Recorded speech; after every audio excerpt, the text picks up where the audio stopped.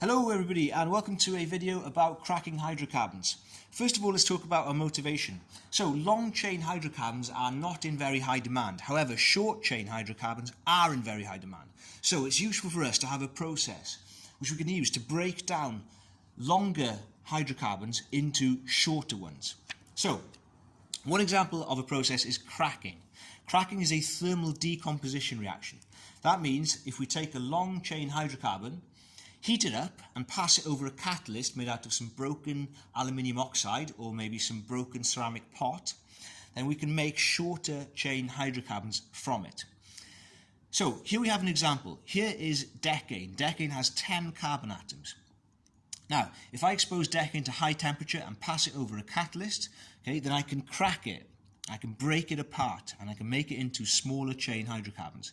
So let's say, for example, that I break it along this carbon-carbon bond here, and also let's say this carbon-carbon bond here, and also this carbon-hydrogen bond here. Now something very special happens here. This hydrogen at the end will leave and it will join this carbon atom there. Okay? So what you end up with is three smaller units. First of all, you have this one here, which will be C5H12. Then you'll have this one here, which will be C3H6. And you also have this one here, which is C2H4. Okay? So let's summarize this and put it into an equation. Okay? Remember, we began with decane. Okay? And decane has the formula C10H22. Right? Now, I said that we expose this to high temperature. You need a temperature of around 500 degrees C. And we need to pass it over a catalyst made out of aluminium oxide. Or you can use broken ceramic pot. Under these conditions, it will crack and it will form C5H12. It will also form C3H6 and also C2H4. Okay, C5H12 is familiar to us because it has the general formula CnH2n plus 2. So this is an alkane, and because it's got 5 carbons, we call it pentane. Now, these two here are unfamiliar to us. They do not have the general formula CnH2n plus 2. So these are something slightly different. So let's explore what these are. Firstly, let's talk about C3H6. Okay, C3H6.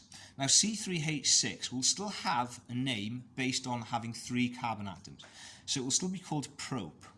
Okay, but now we no longer have an alkane because it doesn't fit that general formula.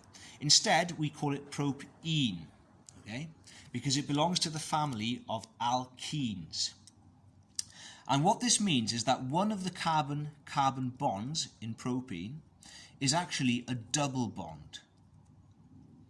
And that means that we have less hydrogens which can fit around all of these carbon atoms. And for that reason, we can call alkenes unsaturated hydrocarbons. Remember, an alkane is a saturated hydrocarbon, but an alkene, okay, is an unsaturated hydrocarbon.